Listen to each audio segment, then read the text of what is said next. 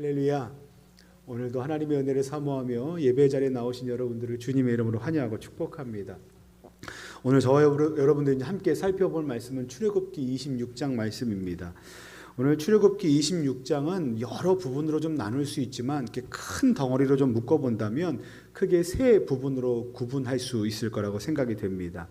첫 번째 부분은요, 1절부터 14절까지 말씀인데 이곳에는 성막의 휘장을 어떻게 만들어야 하는가에 대한 내용이 기록이 되어 있어요. 그리고 두 번째 부분은 15절부터 30절까지 말씀인데 여기에는 벽면 골조에 해당하는 널판은 어떻게 만들어야 하는가에 대한 방법들이 기록이 되어 있습니다. 그리고 마지막 세 번째 31절부터 37절까지 말씀에는 성막 내부에서 지성소를 어떻게 구분해야 하는가, 그리고 문은 어떻게 만들어야 하는 그 나머지 부분에 대해서 기록이 되어 있습니다. 오늘은 여러분들과 함께 이제 성막의 실제적인 모양을 이루고 있는 휘장 그리고 널판에 대해 살펴보면서 이제 하나님의 은혜를 나누려고 하는데요. 여기서 널판과 휘장이라는 것은 좀 익숙하지 않으실 수 있지만 예를 들어 인간의 인체에 비유하자면 이 널판과 휘장은요 피부와 뼈대와 같다고 할 수 있습니다. 그리고 또 건축물에 비유하자면 벽면, 지붕 그리고 골조에 해당하는 부분이라고 할 수 있어요. 그 중에서도 먼저 이제 휘장, 천막에 대해서 좀 살펴보도록 하겠습니다. 1절 말씀에 보면 성막을 위해 10폭의 휘장을 만들어라 라고 하나님께서 말씀하십니다. 10폭의 휘장, 그러니까 휘장을 10개를 만들어라 이렇게 말씀하시는 겁니다. 그리고 한 개의 휘장, 한 폭의 휘장의 길이는 28규빗, 너비가 4규빗이다 이렇게 되어 있고요. 이런 휘장들 한 개를 하나 이 5개를 연이어 묶고 그리고 5개를 또 연이어 묶으면 총 2개의 덩어리가 됩니다. 이 2개의 덩어리를 또 연결하면 10개가 한 장으로 이렇게 맞춰지게 되지요. 그래서 이 10폭이 하나의 천으로 연결되도록 만드는 것이 오늘 첫 번째 그 하나님께서 내려주신 방법입니다. 이렇게 해서 이제 커다란 하나의 휘장이 완성이 되는데 이 휘장의 재질도 중요합니다. 이 재질이 뭐냐면 모두 가늘게 꼰 배실과 청색, 자색, 홍색 실을 사용해서 만들어야 한다라고 말씀하시고요. 거기에는 정교하고 아름다운 수를 넣어야 한다라고 하나님께서 말씀을 하세요. 이것이 바로 성막을 덮었던 휘장의 모양입니다. 그리고 이 성막의 휘장 위를 덮었던 막이 하나가 더 있는데 그게 뭐냐면 여러분 마치 이제 캠핑장에서 텐트를 치게 되면 텐트에 물이 들어오지 않도록 밤새도록 이슬이 젖지 않도록 텐트 위에다가 또 하나의 막을 칩니다. 보통 이제 후라이라고 하는 이런 게 있는데 그런 역할을 하는 걸 또 하나 치게 만드는데요. 그 덮개의 재질은 뭐냐면 염소털로 만드는 재질이에요.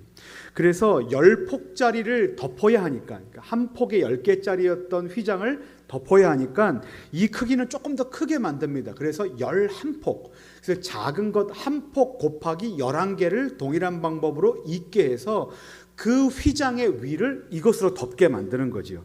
이것도 마찬가지로 앞에서 말씀드렸던 것처럼 한 폭 한 폭 한 폭이 5묶음, 6묶음씩 이렇게 서로 연결되도록 해서 결국에 한 장이 되도록 만드는 겁니다. 그런데 지금 제가 조금 전에 앞에서 말씀드렸던 휘장이 만들어지는 방법이나 그리고 지금 말씀드린 그 위를 덮는 염소털로 만든 그 막이 만들어진 방법이 비슷하다는 것을 말씀드렸습니다. 그게 뭐냐 하면 한 장씩 한 장씩 만들어서 그것을 서로 연결하는 겁니다. 그러니까 보통 만들게 되면 우리는 이렇게 생각할 수 있어요. 하나님 굳이 왜 이렇게 나눠서 만드십니까? 한 판에 그냥 쭉 이렇게 만들면 한 장만 있으면 될 텐데 왜 굳이 여러 개의 조각조각들을 나눠서 그걸 다시 붙이라고 말씀을 하십니까? 이렇게 질문하실 수 있어요. 그런데 여러분 이 성막이라는 것이 어디에 지어져야 할 것이라는 것을 우리가 기억하면 그 이야기가 좀 쉬워집니다. 어디에서 이렇게 지어지게 됩니까? 광야에서 지어지고요. 그리고 광야에서 이스라엘 백성들이 살아가는 생존 방식은 완전하게 거주하고 안주하는 게 아니라 어떻게 됩니까? 계속해서 유목민 생활, 이동하는 생활을 해야 돼요. 그러니까 하나님께서 야 이제 짐 싸자라고 말씀하시면 짐을 싸야 되고요. 여기다 짐을 풀자 하면 풀어야 됩니다.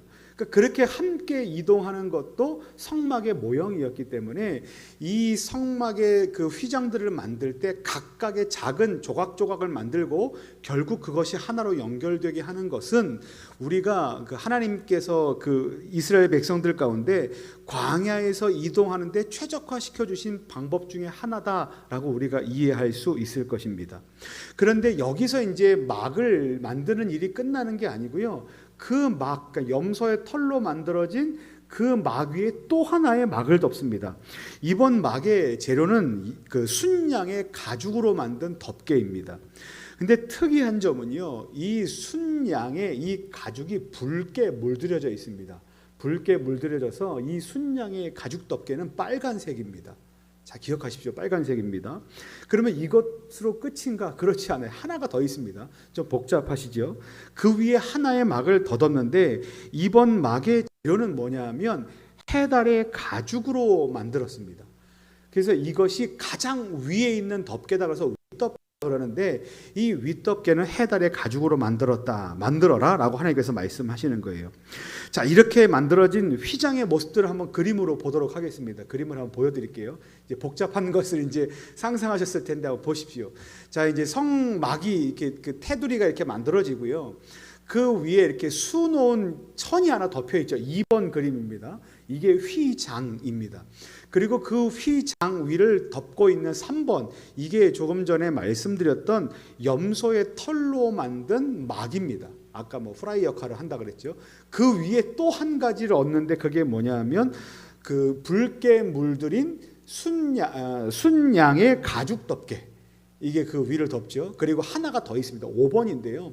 그 5번이 바로 이제 해달의 가죽으로 덮은 윗덮개, 마지막 덮개라고 할 수 있어요. 이제 그림으로 보니까 조금 더 이제 이해가 쉽게 되실 거라고 생각합니다. 올리고 올려서 이렇게 철저하게 이렇게 위가 덮이도록, 랩핑되도록 만든 것입니다. 그리고 오늘 본문 말씀에는요, 그 성막 내부에 대한 모습도 설명되고 있습니다. 이 성막은요, 조금 전에 보셨던 것처럼 이렇게 직사각형으로 길게 된 모습인데, 이렇게 건물 모양으로 된 것인데, 그 내부 끝 부분을 어떻게 만드냐면 정사각형 그 규모로 만들어서 그 부분에 휘장을 하나 가림막으로 치게 됩니다. 그리고 그 가림막으로 쳐진 그 안쪽을 뭐라고 부르냐면 지성소라 부르고요. 그 나머지 부분을 성소라고 부릅니다. 우리가 많이 지성소, 성소 많이 들어보셨을 텐데 이것입니다. 그래서 우리가 보통 이제 신약 성경에서 예수님께서 십자가에 달려 돌아가실 때 휘장이 위에서부터 아래로 쭉 찢어져서 둘로 나뉘게 되었다라고 할 때 그 휘장이 바로 이 가림막 역할을 하던 이 휘장이라고 생각하시면 됩니다.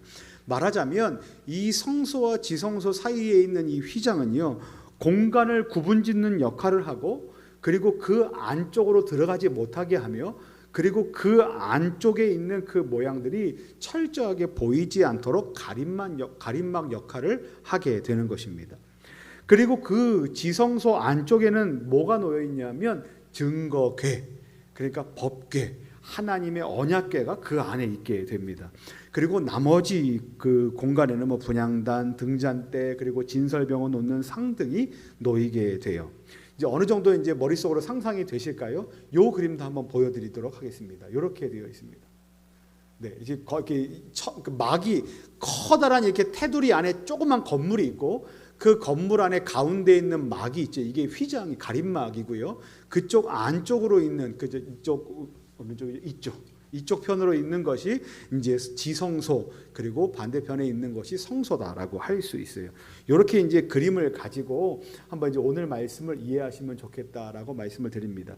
근데 왜 제가 처음부터 그림을 안 보여드리고 이렇게 말로 장황하게 설명을 드리고 그 다음에 그림을 보여드렸냐면, 이제 저도 이 성경을 읽으면서 이제 이런 작업들을 했는데, 제가 옆에다가 종이를 하나 꺼내놓고요, 그림을 그리기 시작했습니다. 그 한 폭은 도대체 길이가 얼마일까 그림을 그려보고, 이게 10장이면 도대체 얼마일까 또 10개를 그려보고, 계속해서 그리면서 이걸 설명해 보는 연습을 했거든요. 그러면서 또 하나 여러분들에게 드리고 싶은 이렇게 말씀은, 우리가 성경을 볼 때 계속해서 이와 같이 누군가 그려놓은 그림이 아니라 성경을 읽으면서 어느 종이에다 이렇게 그림을 그려가면서 그것이 과연 어떤 모양일까를 상상하는 것이 우리 가운데 매우 유용하다라는 말씀을 드리고 싶어서 제가 그림을 좀 마지막에 보여드렸음을 좀 이해해 주시면 좋겠습니다. 근데 우리가 이렇게 이제 성경을 읽으면서 은혜 받기 쉽지 않은 그 종류의 본문들이 몇 가지 있습니다. 첫 번째는 족보입니다. 족보를 보면 은혜 받기가 쉽지 않다고 생각하고 빨리 읽어 넘기려고 하게 돼요. 그리고 또 하나는 제사법과 율법에 관련된 내용입니다. 어떻게 예배하고 이건 죄고 뭐 이건 죄가 아니고 계속해서 이야기하면 이게 좀 복잡하고 과연 나하고 무슨 상관이 있는가라는 생각을 가지면서 은혜를 위해서 읽는다라기보다 건너뛰고 싶어하는 마음이 우리 가운데 생깁니다. 근데 그 또 하나가 뭐냐면 바로 건축 양식과 관련된 내용입니다. 그러니까 지금 우리가 이 건물을 지을 때 우리는 뭐에 대해서 관심이 있냐면 그 건물이 나한테 얼마나 편리한가, 얼마나 좋은가, 거기 안에서 내가 무엇을 누릴 수 있는가에 대해서 생각하지, 우리가 그 건물을 보게 될 때 건축은 어떻게 설계가 되었는가에 대해서 관심이 없어요. 근데 하나님께서는 그 건축이 어떻게 될 것에 대한 모든 식양들을 다 알려주십니다. 그러니까 이것들을 볼 때마다 우리가 뭐 건축학자도 아니고 건축학도도 아니고 이걸 볼 때 별로 관심이 없어 보이는 종목일 수도 있다는 거예요. 그래서 은혜보다는 이것도 좀 건너뛰어가는, 빨리 읽어 넘기려고 하는 본문 중에 하나가 될 수도 있다는 겁니다. 그런데 분명한 것은요, 하나님의 말씀은 우리에게 주시고자 하시는 메시지가 다 있다는 거예요. 그러니까 오늘 말씀도 우리에게 주시는 메시지가 아주 놀랍게 있다라는 것을 좀 기대하시면 좋겠습니다. 오늘 나눌 메시지가 3개인데요. 첫 번째는 이것입니다. 예수님 안에 참된 만족이 있다라는 거예요. 제가 군복무할 때 주위에 있던 뭐 선배, 뭐 후배, 이 고참들, 후임들한테 많이 들었던 질문이 하나 있습니다. 어떤 질문이었냐면, 제가 군종명 마크를 달고 있었거든요. 그렇기 때문에 저에게 했던 이야기가, 너는 술도 안 먹는 것 같고 담배도 피지 않는 것 같은데 대체 세상을 무슨 의미로 사니? 이렇게 이야기하는 이야기들을 많이 들었어요. 근데 저는 그때 속으로 생각했습니다. 그게 왜 하지 않는다고 재미없다고 생각할까? 저는 좀 의아했어요. 저는 뭐 나름대로 재밌는 인생을 살고 있다고 생각하는데 굳이 술을 먹지 않고 담배를 태우지 않는다고 왜 재미없다고 생각할까에 대해서 계속해서 생각했습니다. 여러분, 사람들은요, 어떤 기쁨과 어떤 만족을 얻기 위해서 많은 것들을 시도해 봅니다. 어떤 사람은 일하는 것에서 만족을 얻기 때문에 일하는 데 몰두하고, 돈을 버는 데 몰두하고, 또 여행하고 등산하고 맛집을 찾아다니고 사람들을 만나고 동호회 모임에 나가고 봉사활동하는 데 여념이 없습니다. 그런 것들을 통해서 삶의 만족과 기쁨들을 찾아가려고 합니다. 그리고 그런 시각을 가지고 교회에 다니는 사람들을 보면 별 볼 일 없어 보이죠. 재미가 없어 보이는 거죠. 그러니까 제가 초등학교 때 제일 부러웠던 게 뭐냐면, 집에서 일요일 날 아침 9시면 온갖 세상의 만화를 다 틀어주는데 꼭 9시에 교회를 가라는 겁니다. 그러니 얼마나 교회 가기 싫겠습니까? 지금이야 뭐 유튜브다 케이블이다 뭐 볼 수 있는 방법이 많지만 그때 아니고선요 볼 수가 없고요. 그때 보지 않으면 월요일 날 학교 가서 친구들하고 얘기가 되지 않는 거예요. 근데 어떻습니까? 교회 가야 되지 않습니까?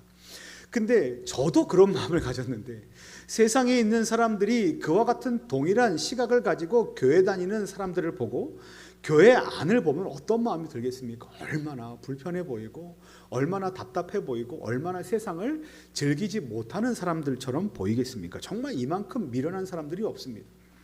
근데 여러분, 정말 그런가라고 한번 우리가 생각해 봐야 합니다. 앞에서 말씀을 드렸던 성막의 덮개들을 한번 떠올려 보시면 좋겠습니다. 바깥에서부터 안쪽으로 한번 들어가 보겠습니다. 바깥에서부터 안쪽으로 들어가게 되면 재질이 바뀝니다. 겉에 있는 재질은 뭡니까? 가장 윗덮개는 해달의 가죽입니다. 시커멓겠죠. 이 해달이라는 것은 뭐 지금으로 말하면 뭐 바다사자, 바다표범, 하여튼가 물 속에서 사는 어떤 동물의 이렇게 매끈매끈한 피부일 거예요. 근데 그것이 아름다운 형상이 아닙니다. 겉에서 보면 투박해 보이고 그냥 이렇게 별 볼 일 없어 보이는 색깔일 수 있어요. 그런데 그 안에 뭐가 있습니까? 이번에는 순양의 붉게 물들인 가죽이 덮여져 있습니다. 이것이 보입니까? 보이지 않아요. 그리고 그 안에 뭐가 있습니까? 염소 털이 있어요. 그리고 그 안에 뭐가 있습니까? 그때야 비로소 가늘게 꼬은 배실과 청색, 홍색 실로 이렇게 만들어 놓은 수놓은 천이 있게 되는 겁니다. 이 말이 뭐냐면요, 외에서 모든 사람들이 이 성막을 바라볼 때 눈에 들어오는 것은 거무칙칙한 해달의 가죽일 뿐이에요. 거기에는 어떤 기쁨도 보이지 않습니다. 소망도 보이지 않아요. 재미있어 보이지도 않습니다. 즐거움도 없어 보입니다. 그 성막은 멀리서 겉에서 봤을 때는 결코 화려해 보이지 않습니다. 그리고 그 안에 뭐가 들었는지에 대해서 짐작이 되지 않습니다. 그러니까 세상 사람들이 교회를 바라보는 시각이나 세상 사람들이 예수 믿는 사람들을 바라보는 시각과 같을 수 있다는 거예요.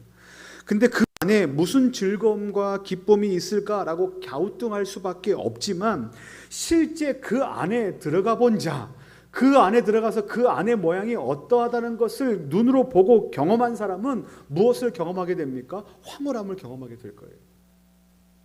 바깥에서는 칙칙하고 바깥에서는 아무 아름다움이 없지만 그 안에 있는 감히 상상할 수 없었던 화려하고 아름답게 수놓인 천장이 보이게 될 것이고, 그 안에 놓인 그 어두움 속에서 그 등장대의 불빛으로 밝혀지는 그 빛, 그러니까 등장대에 빛이 닿는 그 벽면에, 그 천장에 있는 그 무늬들을 바라보면서 정말 아름답다라는 생각을 갖게 될 것입니다.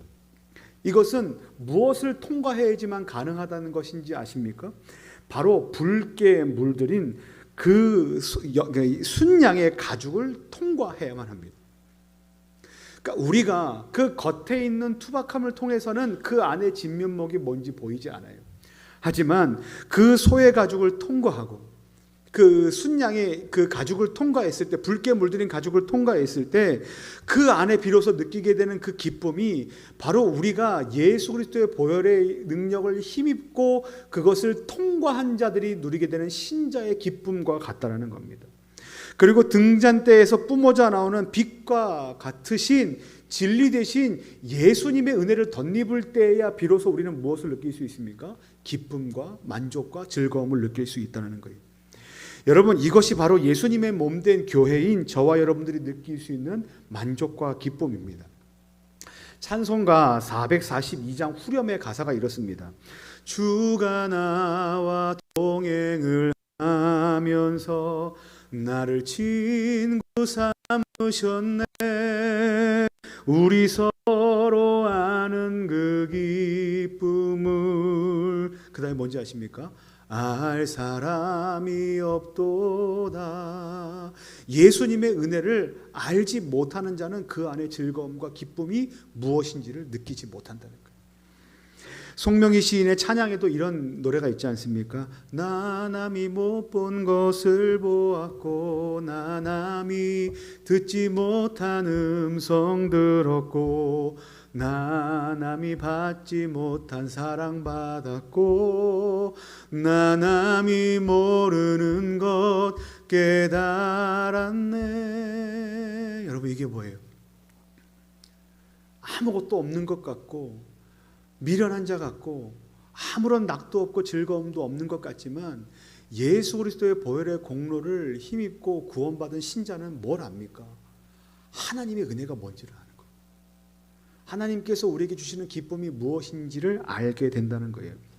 사랑하는 성도 여러분, 오늘 저와 여러분들은요, 어떤 세상을 살아가냐 하면 예수 믿는 것이 절대적으로 매력적으로 보이지 않는다라고 말하는 시대와 세상을 살아가고 있습니다.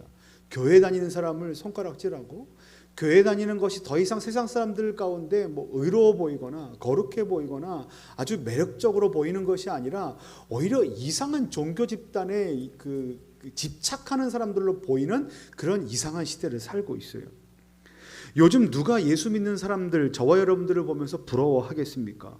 그래서 우리는 이것을 마치 짐처럼 여길 때가 있습니다. 여러분, 중고등부 학생들 이야기 많이 나눠보십니까? 청년들 많이 얘기 나눠보십니까? 여러분, 세상에서 나는 그리스도인입니다 라고 자신 있게 말하는 사람 이제 별로 없습니다. 왜 그런지 아십니까? 그냥 알려주지 않으면 중간이라도 가기 때문에 그래요. 알려지는 순간 많은 불이익들을 얻게 됩니다. 하지만 여러분 기억하십시오. 우리는 예수님 안에 참된 만족이 있다는 사실을 기억해야만 합니다.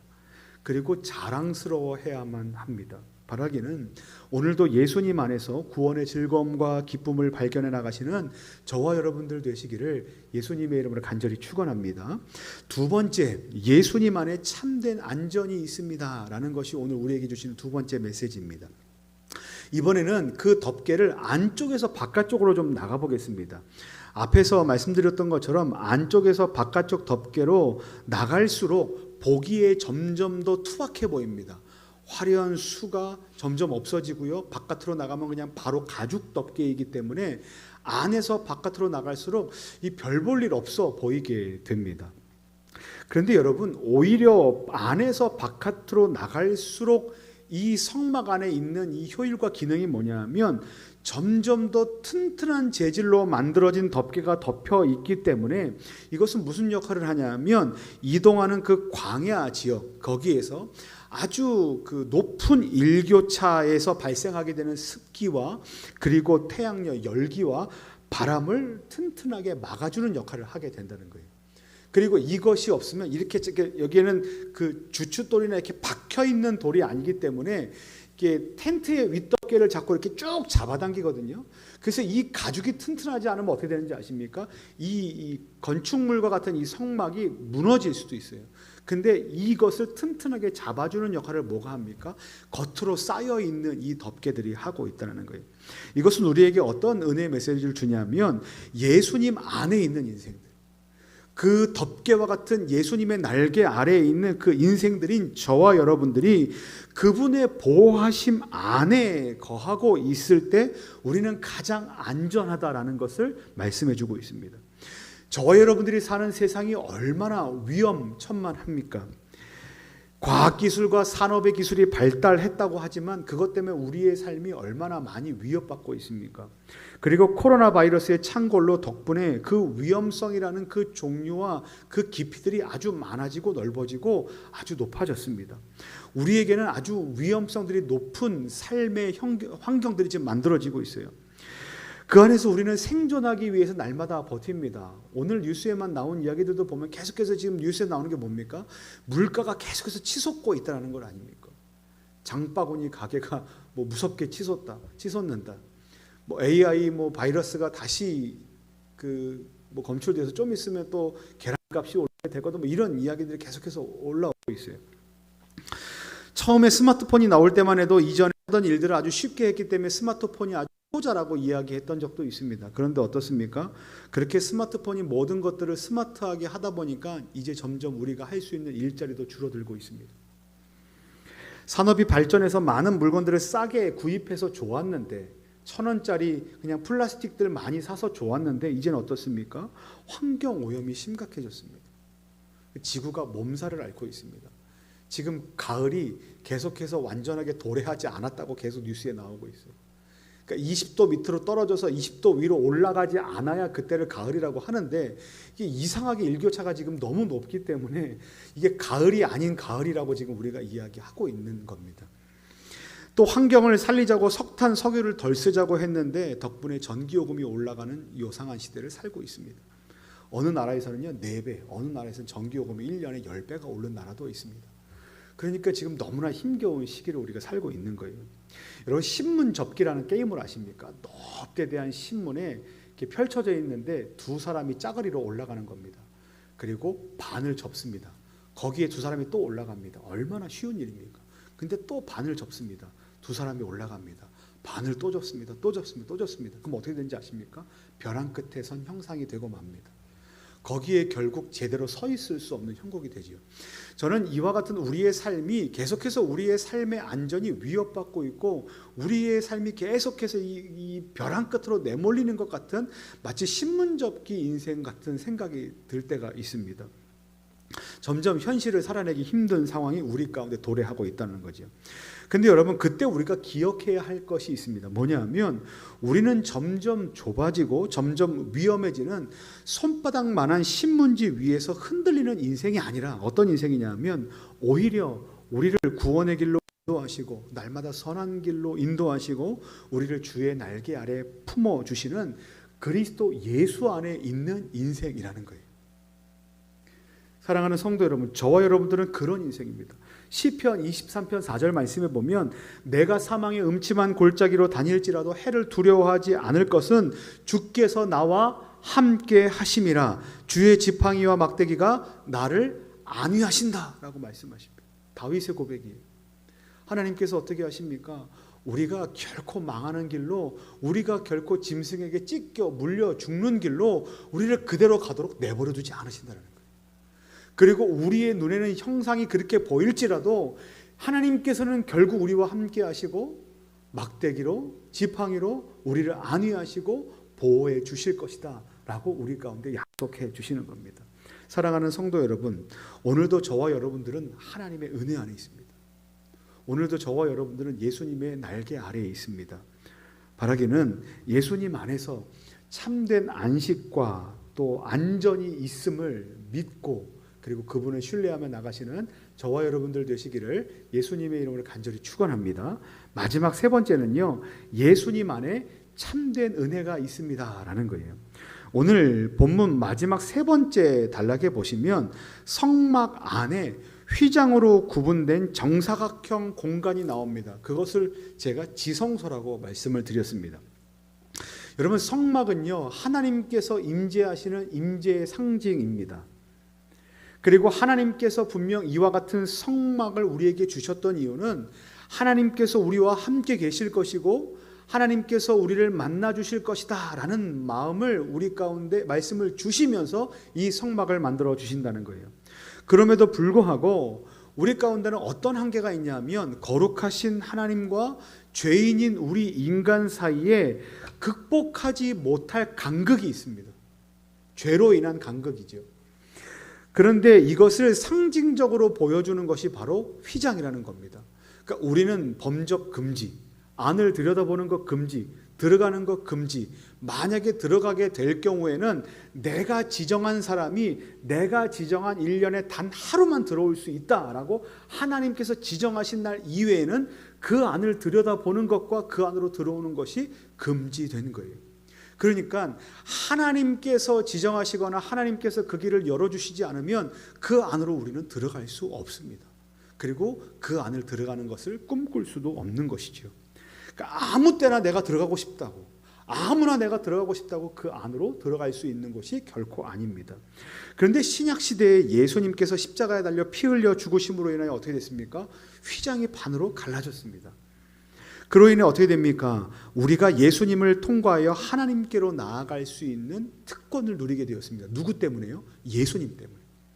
그러니까 우리는 그곳으로 나아갈 수 없지만 예수님의 보증으로 인해서 예수님께서 우리를 거룩하다 칭해 주시는 그 칭으로 인해서 우리는 그 앞으로 나아갈 수 있게 되었다는 거예요. 그리고 어떻게 됩니까? 하나님 앞에 나아가 하나님을 아빠, 아버지라 부르고 하나님의 자녀가 된 특권을 우리가 누릴 수 있게 되었다는 거예요. 로마서 8장 14절부터 16절 말씀에 보면 무릇 하나님의 영으로 인도함을 받는 사람은 곧 하나님의 아들이라. 너희는 다시 무서워하는 종의 영을 받지 아니하고 양자의 영을 받았으므로 우리가 아빠 아버지라고 부르짖느니라. 성령이 친히 우리의 영과 더불어 우리가 하나님의 자녀인 것을 증언하신다라고 말씀하십니다. 갈라디아서 4장 5절부터 7절까지 말씀에 율법 아래에 있는 자들을 속량하시고 우리로 아들의 명분을 얻게 하려 하심이라. 너희가 아들임으로 하나님이 그 아들의 영을 우리 마음 가운데 보내사 아빠 아버지라 부르게 하셨느니라. 그러므로 내가 이후로는 종이 아니요 아들이니 아들이면 하나님으로 말미암아 유업을 받을 자니라. 아멘. 이렇게 말씀하십니다. 여러분, 우리가 아들이랍니다. 그리고 하늘 유업을 받은 자랍니다. 우리는 상속자예요. 상속받은 사람입니다.